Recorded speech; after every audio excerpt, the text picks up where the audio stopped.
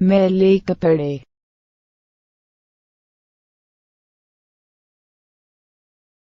Japan में एक शहर है ओसाका। वहाँ शहर के निकट ही गांव में एक विद्वान संत रहा करते थे। एक दिन संत अपने एक अनुयायी के साथ सुबह की सैर कर रहे थे। अचानक ही एक व्यक्ति उनके निकट आया और उन्हें बुरा भला कहने लगा। उसने संत के लिए बहुत सारे अपशब्द कहे, लेकिन संत फिर भी मुस्कुराते हुए चलते रहे। उस व्यक्ति ने देखा कि संत पर कोई असर नहीं हुआ तो वह व्यक्ति और भी क्रोधित हो गया और उनके पूर्वजों तक को गालियां देने लगा। संत फिर भी मुस्कुराते हुए आगे बढ़ते रहे और संत पर कोई असर नहीं होते देख वो व्यक्ति निराश हो गया और उनके रास्ते से हट गया। उस व्यक्ति के जाते ही संत के अनुयायी ने उस संत से पूछा कि अपने उस दुष्ट की बातों का कोई जवाब क्यों नहीं दिया। वो बोलता रहा और आप मुस्कुराते रहे, क्या आपको उसकी बातों से जरा भी कष्ट नहीं हुआ? संत कुछ नहीं बोले और अपने अनुयायी को अपने पीछे आने का इशारा किया। कुछ देर चलने के बाद वो दोनों संत के कक्ष तक पहुंच गए। उससे संत बोले, तुम यही रुको, मैं अंदर से अभी आया। कुछ देर बाद संत अपने कमरे से निकले तो उनके हाथों में कुछ मैले कपड़े थे। उन्होंने बाहर आकर उस अनुयायी से कहा,